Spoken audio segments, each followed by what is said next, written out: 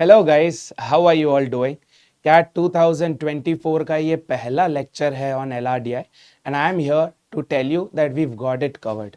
Now, the first lecture that we are going to do in CAT Essentials for 2024 in the LRDI part is Fundamentals of Data Interpretation. अब आपको पता है LRDI is split into two parts, LR which is Logical Reasoning and DI that is Data Interpretation.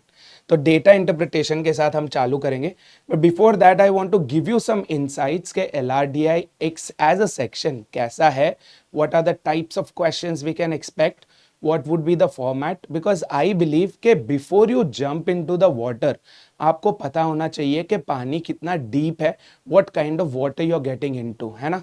तो चालू करते हैं to understand what's what. My name is Amit Surana. I have an experience of 10 plus years. I'll be your LRDI expert. I am a BE aeronautical engineer. I have nurtured many 99 percentilers and I've trained people, mentored people not only for CAT but for GMAT, GRE and OMETS as well. Now this would be about me. Let's talk about what we are going to cover in today's session. So we'll be looking at before knowing how to crack LRDI, right? So cracking LRDI is going to be our objective, that's for sure. Cracking LRDI अपना objective तो होने वाला ही है obviously. Yes, but we are going to first see, before knowing how to crack, we are going to know a few things, right? Yes. Beyond that, we are going to get into the fundamentals of data interpretation. Cool. So, what are the things that you should know before, cracking LRDI? So, let's understand LRDI section format. How is the section formatted? Next we are going to see the question format, LRDI के जो questions होते हैं उसका क्या format होता है, and we are going to see the difference between LR and DI, right? Towards the end, what is going to be the requirement for 99 percentile? Now, to begin with this first segment, let's talk about LRDI section format. We need to understand one thing, that CAT has been adapting itself for a very long time now. Every now and then some or the other changes comes into the picture. So let's address that. From CAT 2017 to 2019 हमने देखा है, since it was a 3 hour long test पूरा, so LRDI को मिला था 1 hour, that is 60 minutes. Of these 60 minutes, 32 questions पूछे गए थे, which were split into 8 sets. Yes, where we had one set of 4 questions each. This was 2017 to 2019.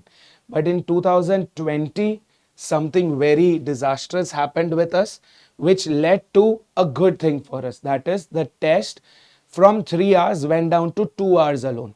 तो 2 घंटा मतलब 120 minute divided by three sections में 40 मिनट्स का अपना section हुआ था LRDI का, with 24 questions and 5 sets. So now you'd be wondering, sir, 24 by 5 perfectly divisible नहीं है. So we had questions, we had sets जहाँ पे somewhere 6 question sets and somewhere 4 question sets. Beyond this, CAT 2021 to 23 तक, the recent CAT तक, the same pattern has been followed, जहाँ पे 40 minutes का section था, but the number of questions have been reduced to 20 and the number of sets have been brought down to 4. CAT 22 और 23 में हमने देखा कि 5 क्वेश्चन के सेट्स ही पूछे जाते थे. Let's talk about the questions now, कि क्वेश्चन का फॉर्मेट क्या होता है, how is the question placed. So हम LRDI में क्वेश्चंस को सेट बुलाते हैं because they will be club together, है ना. 4 questions, 5 questions will be asked from the same situation, तो उसे हम सेट बुलाते हैं, where we have one part as instructions and the second part as questions. The idea is, in instructions के basis पे आपको ये questions को answer करने, right? So जो भी data, जो भी instructions, जो भी information, clues, conditions देने हैं, that will be given here and इनके basis पे आपको questions को answer करना है. This is just an example of how instructions look like, right? So instructions may have text, उसमें text होगा, Yes, all of this is full text which will give us idea about what we are going to face, है ना, आगे हम क्या face करने वाले हैं. It may contain some charts, some figures, it may contain some tables. Information can be presented not only textually but also in the form of visual aids like tables and charts, right? तो ये हो गया आपका instructions वाला part. And then after the instructions obviously हम ये solve नहीं करने वाले हैं. This is a previous year question. We are not going to solve because we are just starting with the essentials. But do not worry, by the end of this entire essentials thing you will be well confident to answer these kind of sets also. Instructions पढ़ने के बाद what you look at are the questions. तो यहाँ पे आपके सामने 4 questions हैं which came from this set. अब इन क्वेश्चंस में अगर आप ध्यान से देखोगे you will see something different.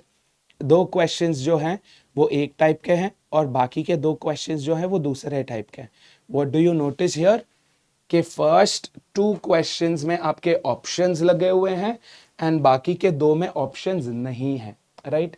So do we also get questions in CAT जहां पे ऑप्शंस नहीं है? सर हमें तो बोला गया था कि CAT is a subjective test, objective type questions पूछते हैं, वहां पे कोई डिस्क्रिप्शन नहीं होता है. How are we suppose to answer this? We are going to tackle this in the next part. So what are we seeing? The first part, the first 2 questions जहां पे आपके ऑप्शंस होते हैं उन्हें हम बुलाते हैं MCQ, which is multiple choice questions. Multiple choice questions का marking system we need to know. What happens when you answer a question correct? What happens when you answer it incorrectly? And what happens when you do not answer it, right? If you decide not to answer it, उसका consequence क्या होगा? So what do we see? You get 3 marks per correct question. एक question को अगर आप सही कर लो, you will be getting 3 marks. उसी question को अगर आप गलत कर लो, तो you will lose the 3 marks. Obviously वो तो नहीं मिलेंगे, but you will face a negative mark also. And if you do not answer a question, you don't get anything at all. You get 0. So यहाँ पे समझने वाली बात क्या है? That in MCQ questions you cannot go crazy on the answers के नहीं आया तुक्का लगा दिया, नहीं आया क्लोजेस्ट लगा दिया. Don't risk it. क्यों? क्योंकि yes अगर सही लग गया तो 3 मार्क है, बट अगर नहीं लगा तो it is going to backfire on you, giving you a negative mark. Yes. तो ये हो गया MCQ type question. Now what happens with the other 2 types? These 2 types में you do not have answer choices. तो इसे कैसे answer करते हैं? इसका नाम क्या है? This is called a theta question. Theta stands for type in the answer. Yes, जहां पे आपको आंसर को टाइप करना होता है. इसका मार्किंग स्कीम देखते हैं. So for every correct question you get 3 marks.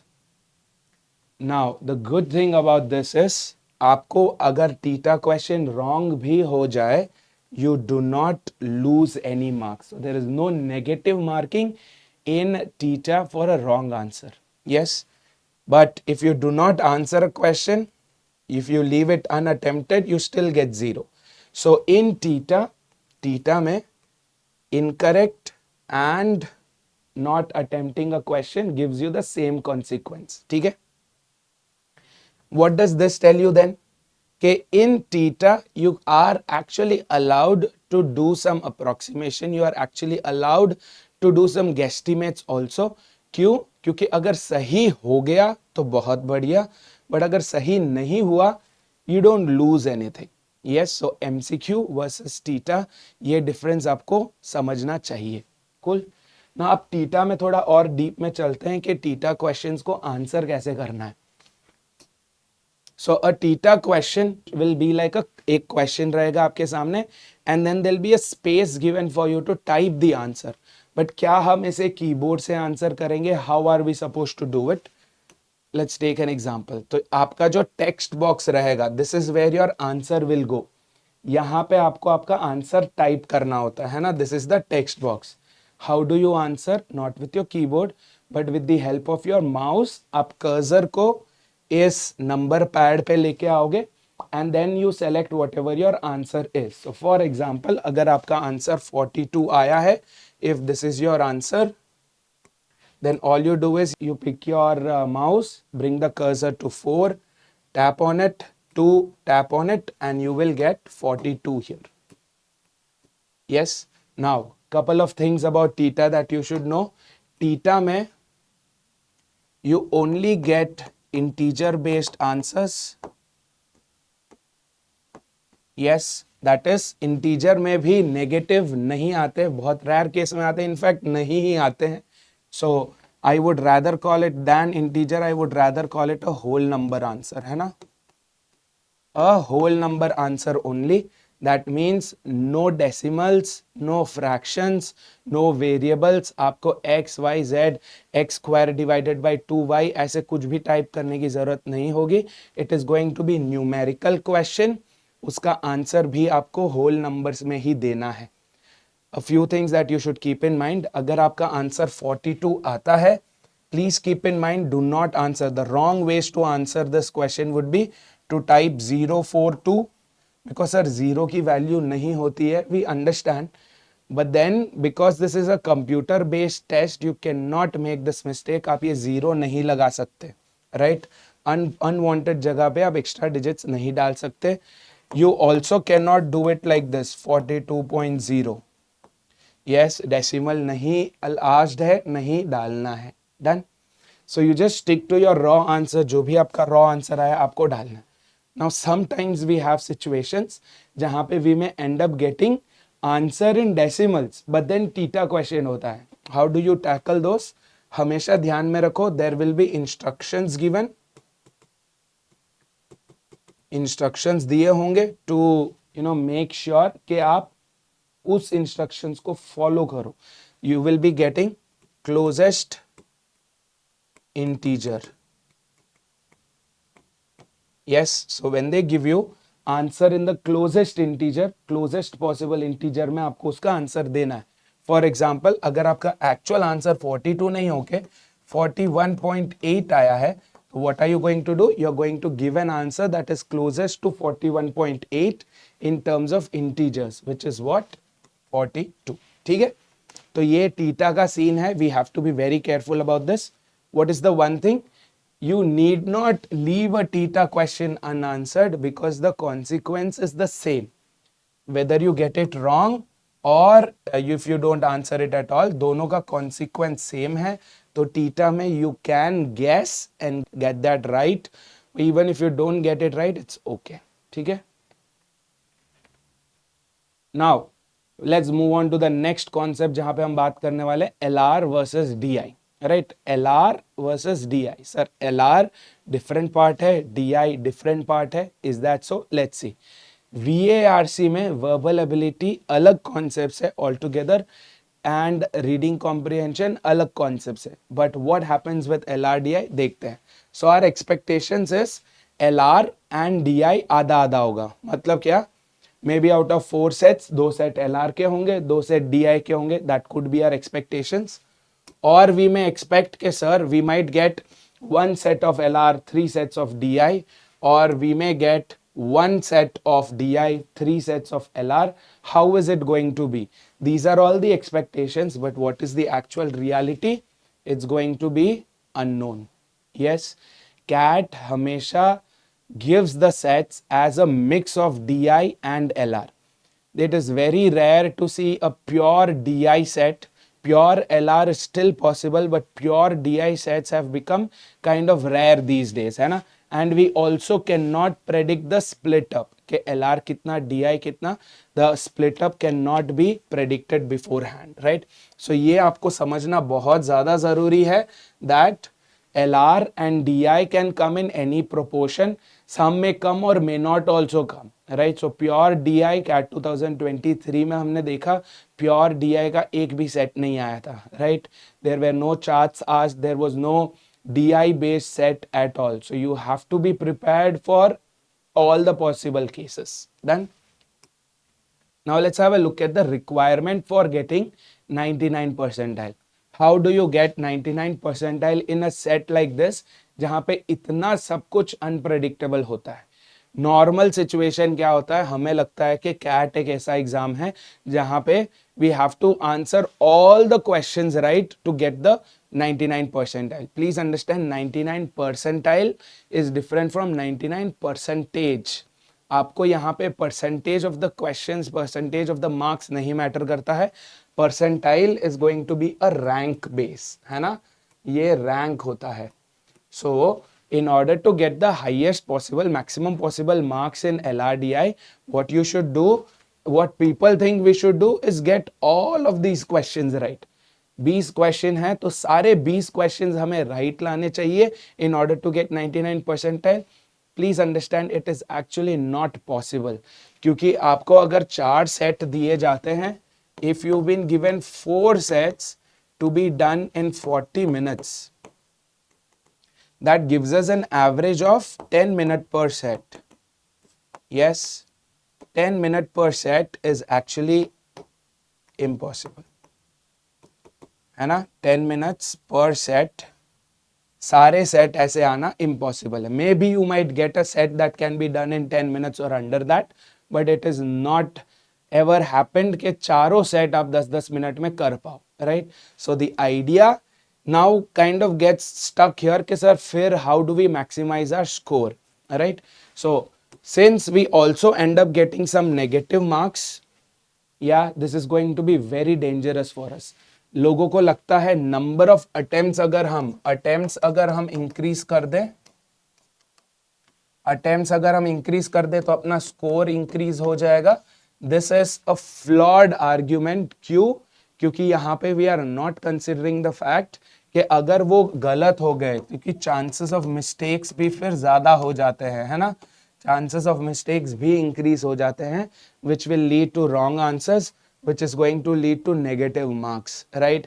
तो फिर क्या करना है, based on the data that we've seen, based on the trend that we've seen, you only have to answer about 10 questions right.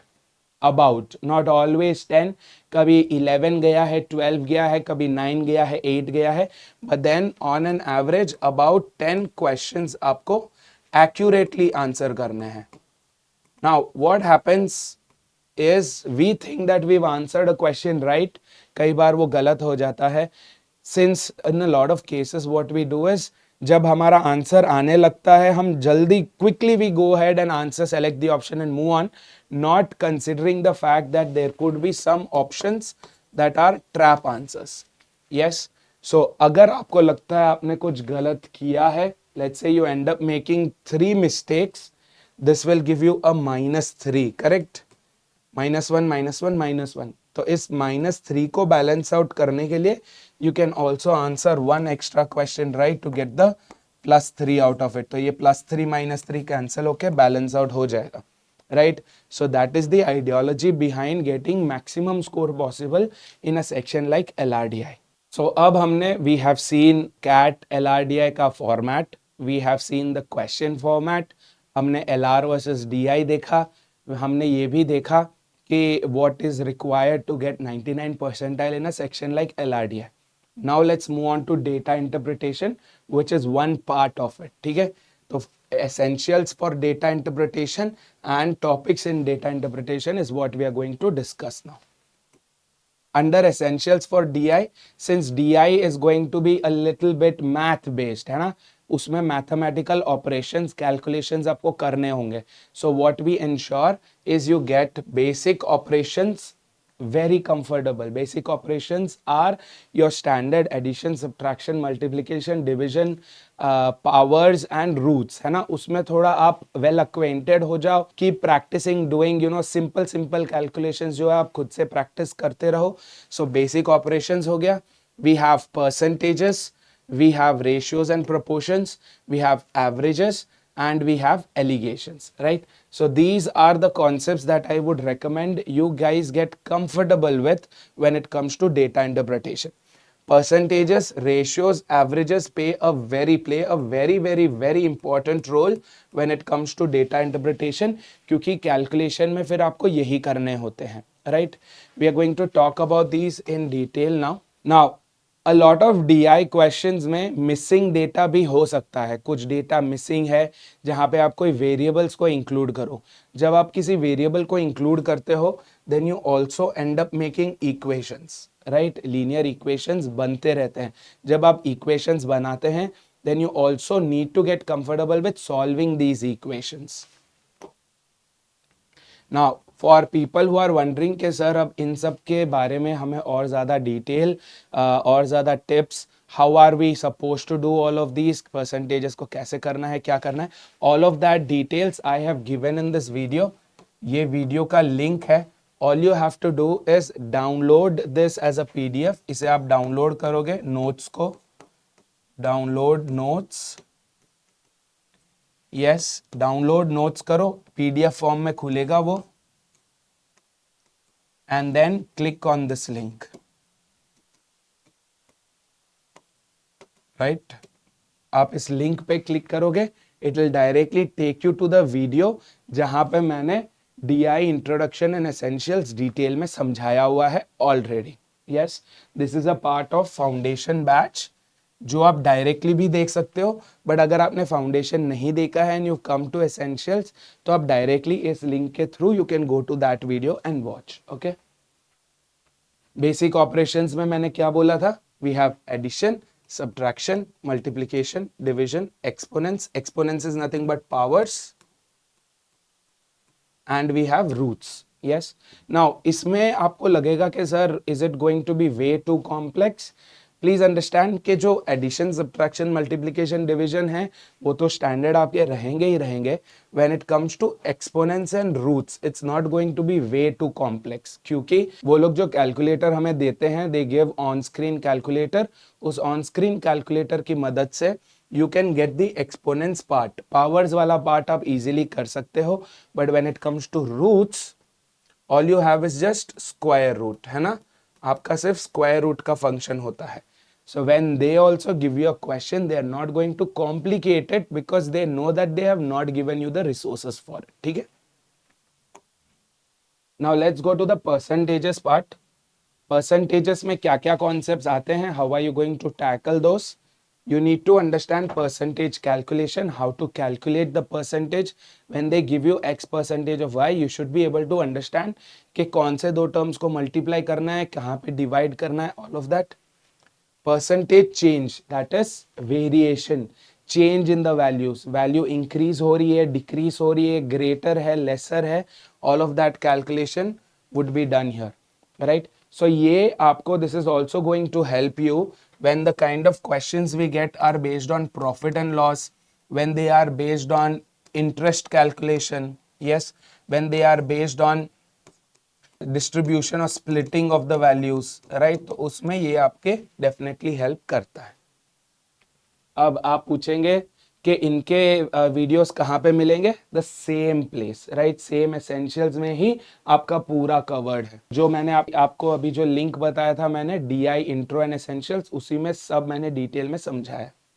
Calculation of ratios, finding unknown using proportions, this also you have to be very careful, क्योंकि कई बार situations आते हैं जहां पे they give you that जो भी आपका A:B का जो भी रेशियो है is proportional to X:Y and आपको X की वैल्यू ढूंढनी होती है, right. So these kind of situations arise in DI and you have to be well prepared for it.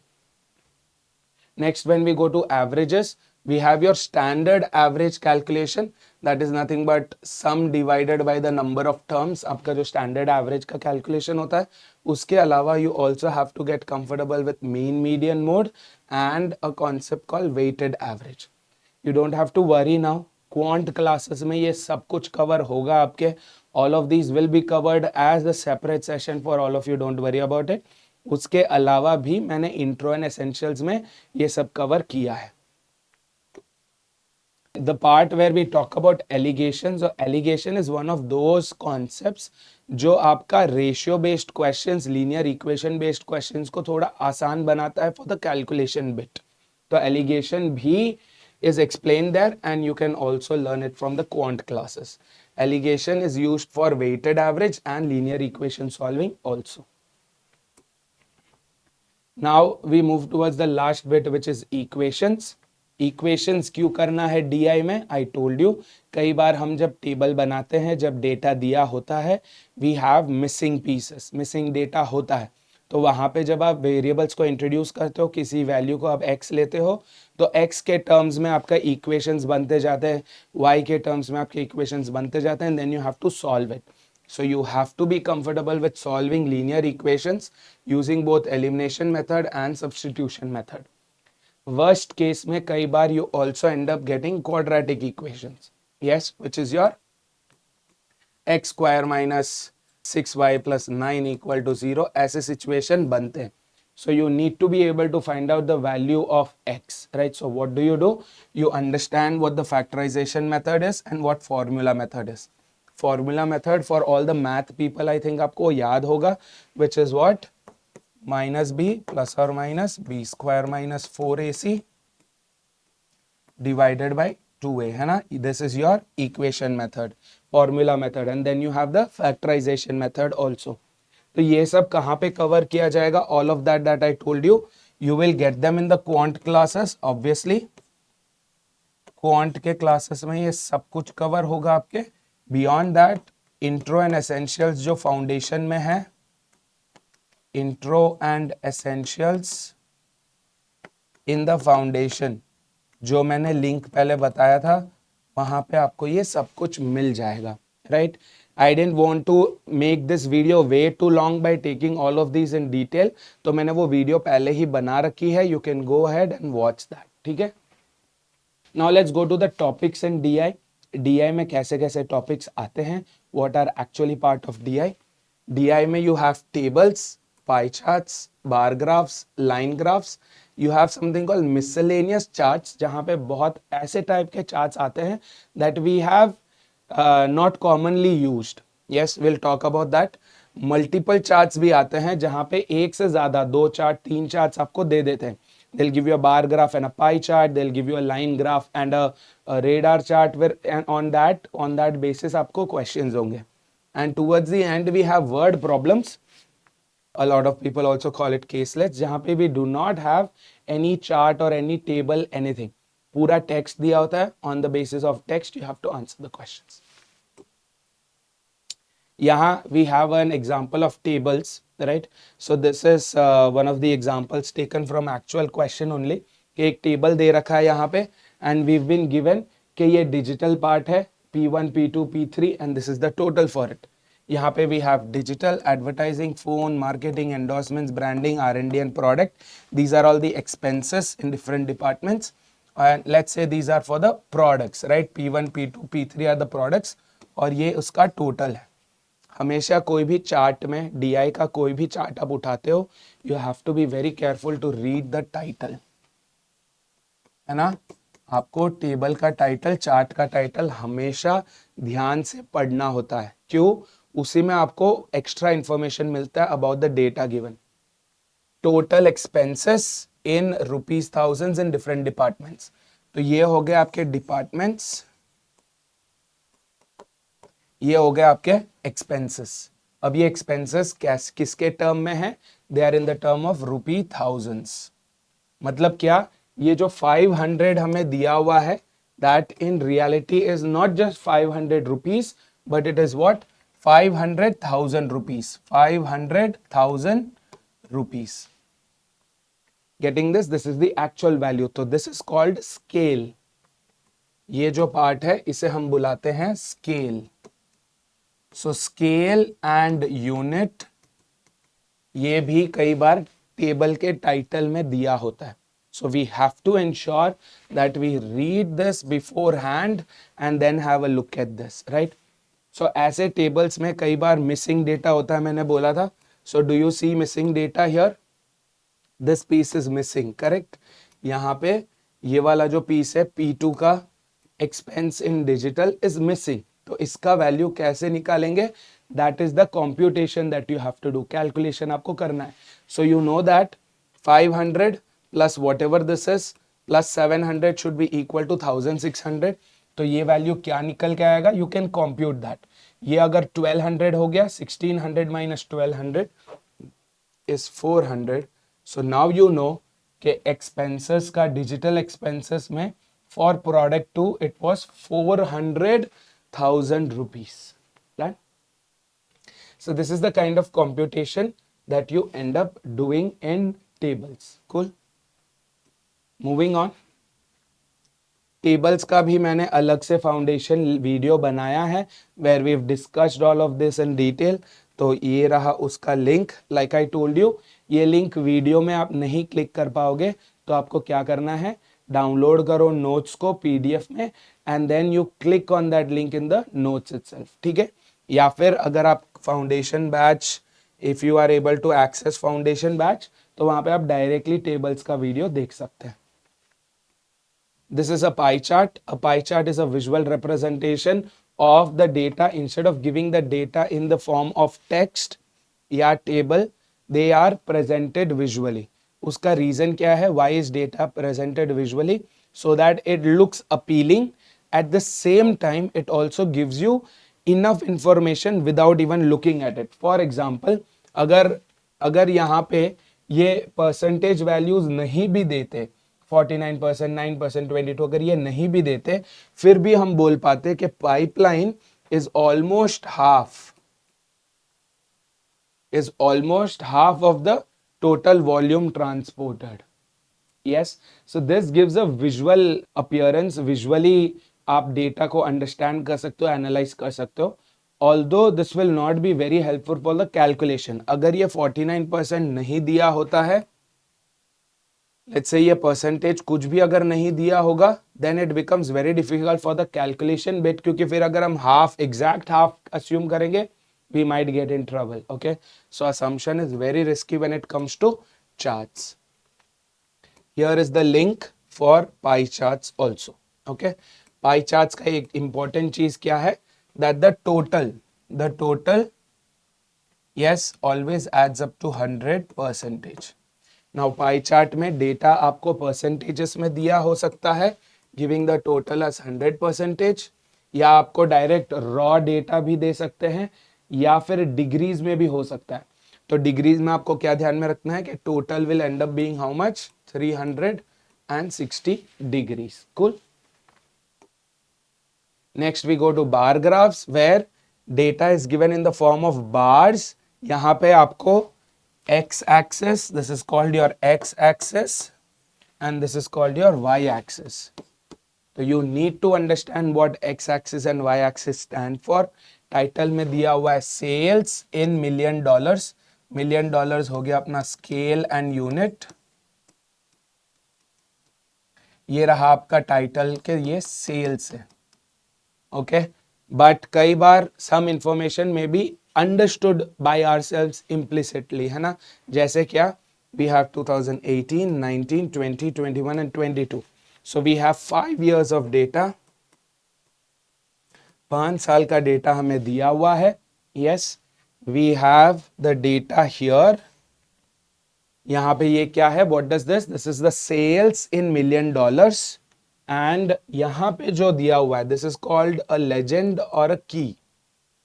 This is very important because this will give you an idea of what different colors, different shades mean. तो हमें क्या पता है, blue color stands for local sales. तो ये जो value है, this is your local sales for 2018, which comes up to how much, 60.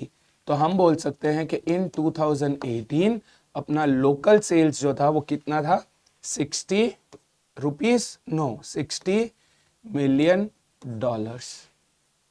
Yes, same way अगर हमें ऑरेंज देखना है international sales, so this is called a stacked bar graph. एक bar के ऊपर दूसरा स्टैक किया हुआ है. What we need to understand here is international sales will not be 80 million.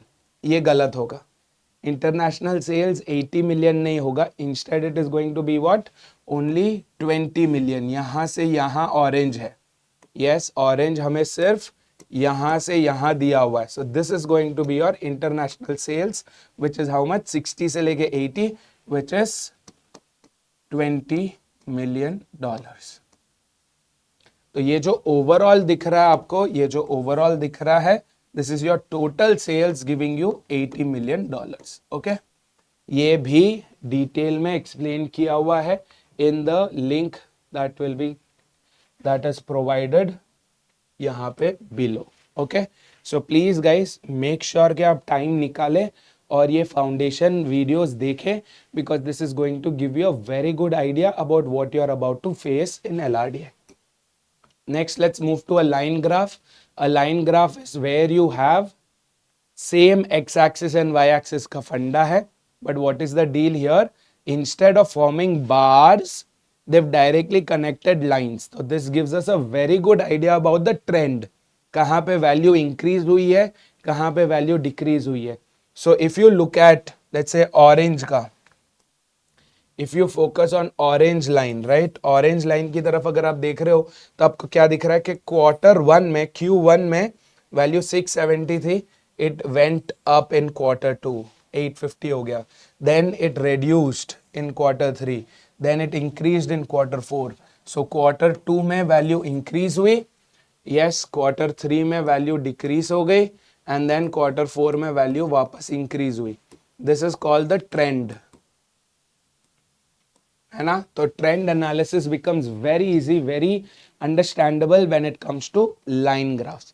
Only problem here is the data could be a little crunched in, क्योंकि we might have multiple lines moving around.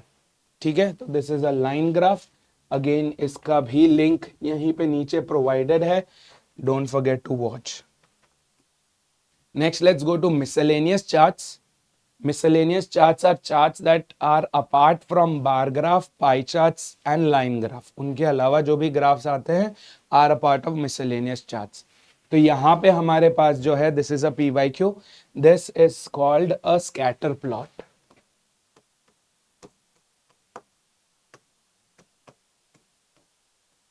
जैसे नाम दिया हुआ है scatter plot, the data is scattered, यहाँ वहां बिखरे हुए होते हैं. There is no line, no bar to explain the trend. तो आपको स्कैटर ग्राफ में आपको खुद को वो एनालिसिस करना होता है. फॉर एग्जाम्पल अगर हम देखें कि if you are going for 2019, या अगर हम कंपनी ए की बात करते हैं, तो कंपनी ए यहाँ पे देखो कहाँ पर है, कंपनी ए यहाँ पर है, कंपनी ए यहाँ पर है, and we have 1, 2 and 3, right.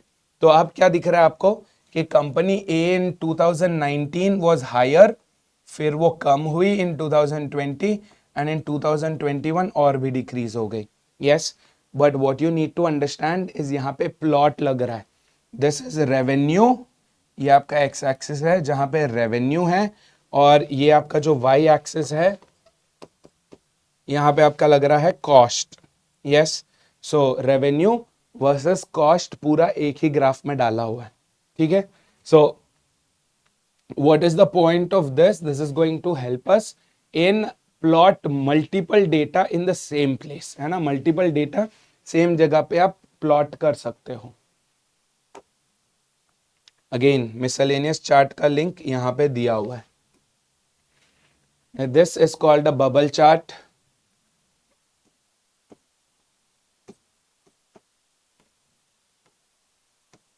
This is called a bubble chart, जहां पे आपका स्टैंडर्ड एक्स वाई प्लॉट तो लग रहा है, X axis and Y axis का प्लॉट तो लग ही रहा है, बट यहाँ पे जो ये सर्कल्स है, जो बबल्स है, उनका साइज भी मैटर करता है. So if you notice the bubble A is smaller than bubble C. Yes, what is happening?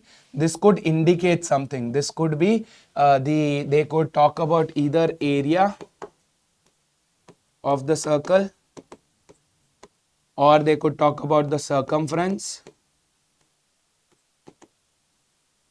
Yes, or they could talk about the diameter.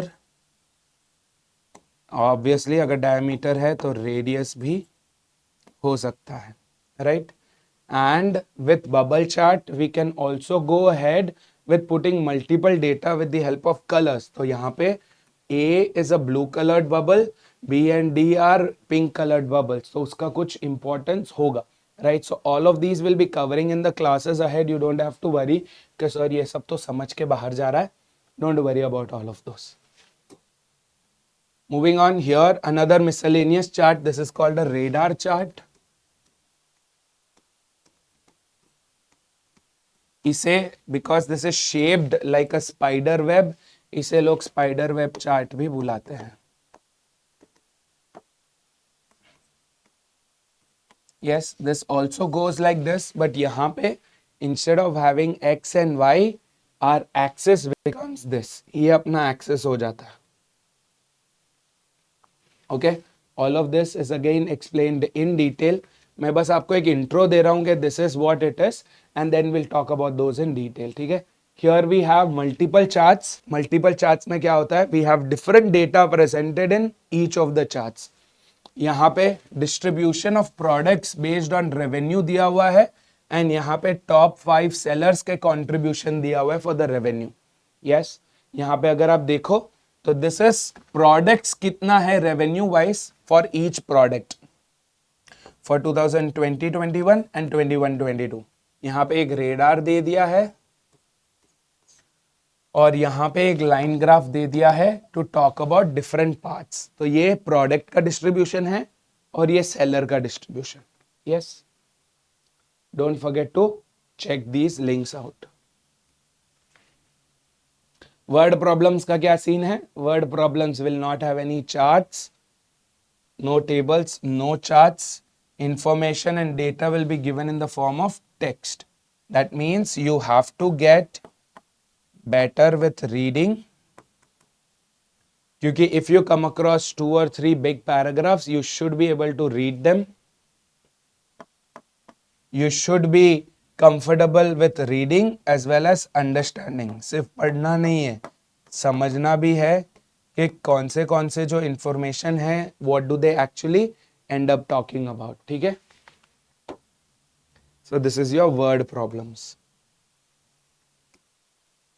Here I want to talk about what exactly LRDI is. कई बार ऐसे होता है कि लोग सोचते हैं sir LRDI कहाँ से चालू करना है. प्लीज अंडरस्टैंड, LRDI आप अलग से फ्रॉम स्क्रैच नहीं चालू कर सकते because LRDI is a good mix of quant as well as verbal. Yes, quant में हमने क्या देखा? We saw all the math based calculations, equations, all of that. With verbal, what do you learn? You learn how to read the data, read the text, understand them and all. Yes, so LRDI is a proper mix of both quant and verbal. तो अगर आपको LRDI का basics चालू करना है, आपको पहले quant का खत्म करना होगा एंड देन वर्बल का खत्म करना होगा, so that a good mix of that happens, right?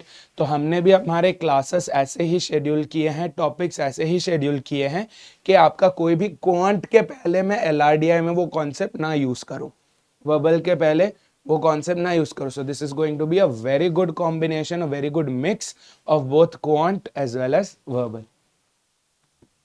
So will do a quick 2-minute summary. हमने देखा, before knowing how to crack LRDI, we understood what are the format. Section का format देखा, questions का format देखा.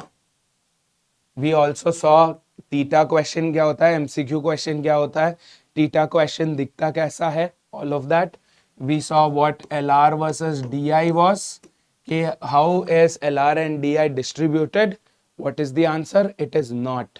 You cannot predict, you cannot understand the difference between LR topics and DI topics in actual CAT. And we have seen fundamentals of data interpretation, and we also saw requirements for 99 percentile, है ना? CAT LR DI में 99 percentile लाने के लिए क्या requirements होती है. And we saw fundamentals of data interpretation where we saw what is actually required, क्या essentials है और क्या टॉपिक्स है. So you don't have to worry about anything. We've planned the entire batch in such a way कि आपका जो learning होगा for LRDI will be benefited because you already done quant के topics. तो उसका scheduling वैसे ही किया गया है. What you need to understand here is आपको पूरी शिद्दत से foundation batch के जो links मैंने दिए हैं आपको देखना है. This is going to help you a lot in understanding what is going on in LRDI. ठीक है? Yes, I have provided links. Of each topic के वीडियोस, या फिर आप डायरेक्ट बैच से ही सारे वीडियोस देख सकते हैं. Okay, these are the upcoming lectures that we've planned for essentials, fundamentals of LR, applications of arithmetic in LRDI, application of algebra in LRDI, application of number system in LRDI, and application of advanced math in LRDI. Cool. So please stay tuned. We will bring in more such lectures.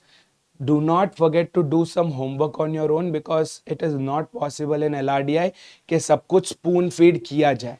LRDI, to be honest, is an elite section जहाँ पे you have to be independent and you have to try. We will do the best to assist you, to bring you to that confidence level, but then unless and until you are ready to put in your extra efforts, it would be very difficult to cope. So all the very best, guys. Cheers. If you have any questions or queries, you can post it in the comments and I'll be more than happy to help you out with those. Thank you, guys. All the best.